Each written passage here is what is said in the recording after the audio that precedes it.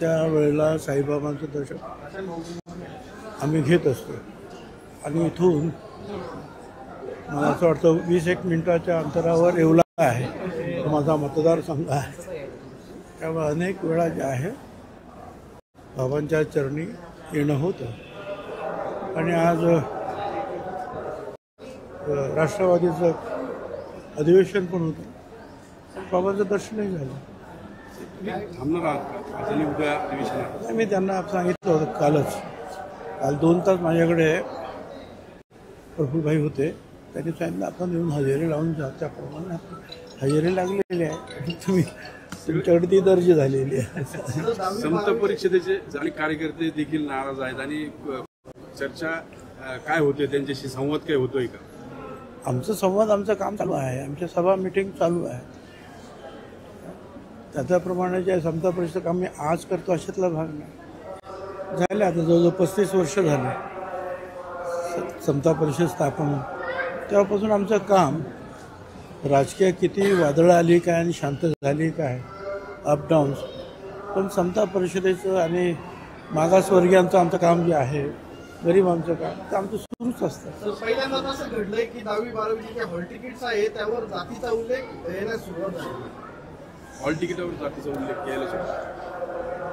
आता फुले शाहू आंबेडकरांना मानणारे अनेक जे आहेत राज्यकर्ते आहेतच ना, त्यांनी सुद्धा याच्यावर पाहिलं पाहिजे की आपण जसं साईबाबाच्या चरणी आल्यानंतर तिथे जात पंथ धर्म सगळे विसरून सगळे एकत्रित येऊन ते दर्शन घेतात.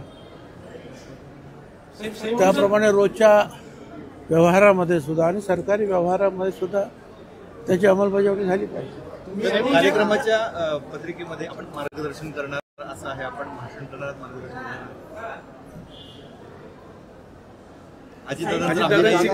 चर्चा झाली नाही. साईबाबांनी श्रद्धा आणि सबुरीचा मंत्र दिलाय. तुम्ही श्रद्धेनं आतापर्यंत काम करत आला, मात्र तुम्हाला आता सबुरी का बरं सांगण्यात आले? बाबांनी सांगितलं बरोबर आहे. सबुरी ठेवा, श्रद्धा ठेवा. श्रद्धेनं काम केल्यानंतर सुद्धा जर कोणी आपल्याबरोबर अश्रद्ध पद्धतीनं वागत असेल तर काय करावं? साईबाबांचं दर्शन घेतल्यानंतर अनेकांची नाराजी दूर होते. आपण दर्शन घेतले, आज नाराजी दूर झाली. सर शिर्डीचं ज्यांचे लागतील बाबांच्यावर तर आमचा विश्वास आहे. बाबांची आमची नाराजी बाबांच्या विरोधात अजिबात नाही, पण असण्याची शक्यता सुद्धा नाही. काय त्यांनी जे आहे सगळ्यांना जो पोटाशी धरलेला आहे ते त्यांना नमस्कार करायला मी आलो. लाडकी बहीणचा एक विषय आहे, ज्या महिला अपात्र आहेत त्यांना पैसे, ते आता जे आहेत राज्यकर्ते आहेत इथे जवळपास, त्यांना विचारून घ्या.